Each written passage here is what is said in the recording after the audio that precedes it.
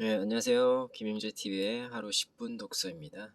오늘은 지적 자본론 55페이지부터 읽겠습니다.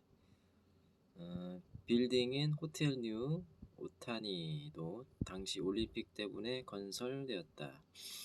놀랍게도 그때의 건축 기법으로는 니혼쇼키, 일본 나라 시대에 이루어진 일본의 역사서에 기록된 이즈모 타이샤보다 높은 건축물을 건설할 수 없었다. 즉 지난 도쿄올림픽이야말로 도쿄를 진정한 의미의 현대 도시로 변모시킨 것이다.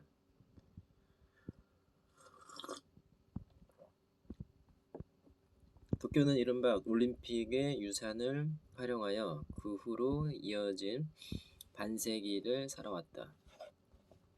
따라서 당시에 조성된 것들이 현재에 이르기까지 도쿄의 아니 어쩌면 일본의 성격을 결정했다고 말할 수 있다. 그리고 2020년에 개최될 두 번째 도쿄올림픽 때에도 그와 비슷한 현상이 일어날 것이다.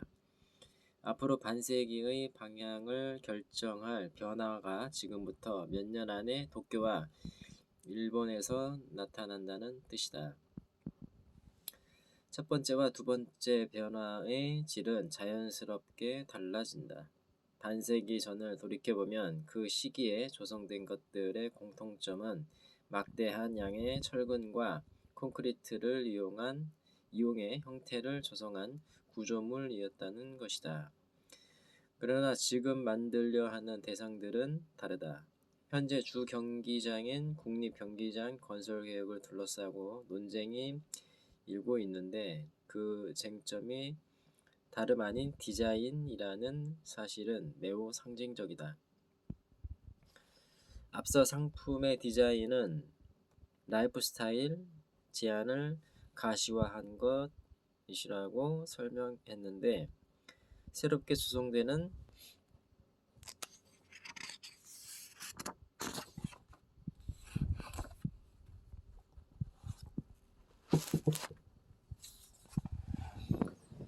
국립경기장의 디자인에는 도쿄라는 도시의 철학이 표현된다. 이번 논쟁의 발단은 막대한 건설 비용에 있다지만 수많은 건축가들이 머리를 맞대고 디자인에 몰두하는 이유는 바로 그런 인식 또는 예감이 사람들 사이에 공유되고 있기 때문이다.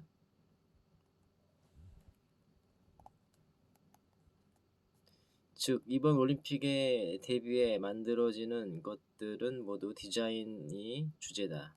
그렇기 때문에 이제는 도시에 클라우드 발상을 도입해야 한다. 각 도시에서 동시에 병행적으로 발생하는 가시화된 제안을 서로 연결해 도시 전체의 힘을 구성해가는 구조. 이제 도시는 그 구조를 실현하기 위한 장소를 만들어낼 수 있어야 한다. 디자이너들이 서로 격려하면서 하나의 미래상을 향해 창조성을 마음껏 발휘할 수 있는 장소가 준비되어 있는가 하는 것이 도시의 부침과 직결되는 시대이기 때문이다. 더 나아가 기업이라는 존재도 그러한 도시의 미래상과 비슷하다. 지금까지 기업은 본질적으로 직렬형 조직이었다. 톱다운, 바텀업 이라는 말이 있지만 결국 상사와 부하가 수직적으로 연결되어 있고 그 라인을 통해 정보가 오간다. 그 때문에 보고, 연락, 상담이 강조되었다. 하지만 디자이너 집단이 되어야 하는 미래의 기업에는 그런 직렬형 조직은 어울리지 않는다.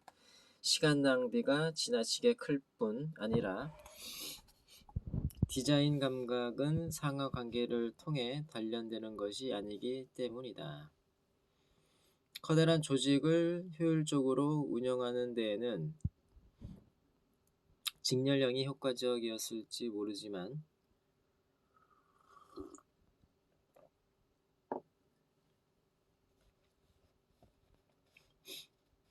디자인 시대에도 그런 방식이 제 기능을 다할 수 있을지 세밀하게 검증해 보아야 한다. 이 부분에 대한 나의 생각은 뒤에서 설명하기로 한다. 중요한 점은 직렬형 조직보다 클라우드적 발상에 근거한 병렬형 조직 쪽이 앞으로는 보다 효과적일 가능성이 높다는 것이다. 이것은 재무자본에서 지적자본으로라는 시대적 흐름과도 겹친다. 반세기 전 일본의 미래를 창조해낸 것은 철근과 콘크리트였다. 철근과 콘크리트를 손에 넣으려면 자본이 중요했다. 하지만 앞으로 일본을 창조해낼 것은 디자인이고 여기에 필요한 것은 지성이다.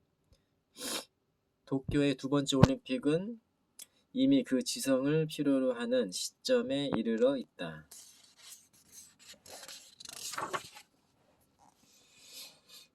여기에서 이 책의 제목에 관해 다시 한번 설명해 두기로 한다. 이 책의 내용은 지금까지 중요하게 생각해온 자본, 즉 재무자본의 대소가 기업 활동의 성패를 결정하는 시대는 지나갔고 사내에 지적자본이 어느 정도 축적되어 있으며 얼마나 발휘될 수 있는가 하는 것이 기업의 추진력을 좌우하는 시대가 될 것이라는 예견에 바탕을 두고 있다. 그래서 지적자본이 어떤 것인지 생각하기 위해 지적자본론이라는 제목을 붙인 것일 뿐 마르크스와 엥겔스가 남긴 자본론 해설서는 절대로 아니다.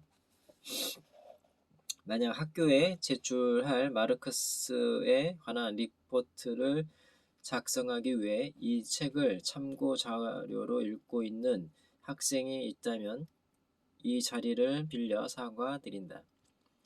그런 과제에 도움이 될 내용은 없으니까. 단 학교 과제가 아니라 업무에 관해 좀 더 실천적으로 생각해 보고 싶을 때에는 어느 정도 도움이 될지도 모른다. 마침 마르크스라는 이름이 나왔으니까 하나의 전제로서 그에 관해 잠깐 언급해 두고 싶다. 자본론의 기초가 되는 것은 유물사관이다. 사회는 생산력과 생산관계로 이루어진 하부 구조와 그 위에 구축된 이데올로기 등의 상부 구조로 구성되어 있는데 하부 구조가 상부 구조에 앞서 존재하기 때문에 상부 구조는 하부 구조에 의해 규정된다. 냉정하게 표현한다면 아무리 고상한 상사이나 예술도 기본적으로는 경제라는 금전세계의 형편에 따라 좌우된다고 말할 수 있다. 그리고 상부구조의 사상은 한번 형성되면 변하기 어려운 성격을 가지고 있다. 현대 사회를 둘러봐도 주가는 매일 요동치며 적자는 사람들을 일희일비하게 만들지만 정치 체제가 매일 바뀌지는 않는다. 이것은 하부 구조 안에서도 마찬가지로 생산력은 매일 진보하는 데에 비해 생산 관계는 고정되기 쉽다. 10년 전과 비교해 보면 공작 기계의 성능이 향상되어 공장에서의 생산 효율성이 눈에 띄게 향상되었지만 작업 방식은 크게 바뀌지 않았다. 10년 전이나 지금이나 셀러리맨의 정신은 거의 바뀌지 않은 것이다. 여기에서 알력이 발생한다. 비유적으로 말하면 지진 같은 것이다. 일본 근해에서 발생하는 대부분의 지진도 아래쪽으로 들어가기 위해 움직이는 플레이트와 그 위로 올라가려는 플레이트 사이에서 만들어지는 뒤틀림 때문에 일어난다. 이런 식으로 알력이나 뒤틀림이 격해지면 그것을 단번에 원래의 안정된 상태로 되돌리려는 힘이 발생하는데 사회 구조 안에서 발생하는 이러한 지진이 바로 혁명이다. 이상의 내용은 나만의 해석이기는 하지만 여기에 중요한 힌트가 있다.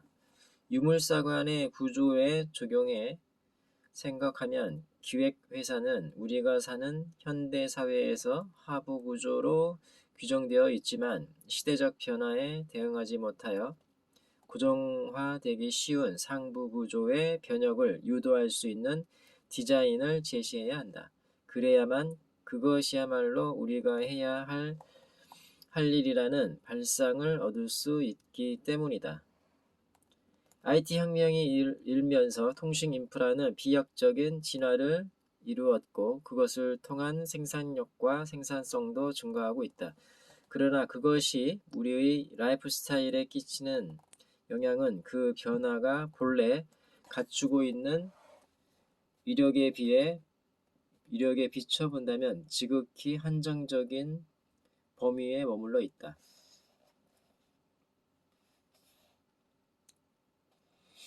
네, 오늘은 여기까지 읽겠습니다. 감사합니다. 김윤재 TV였습니다.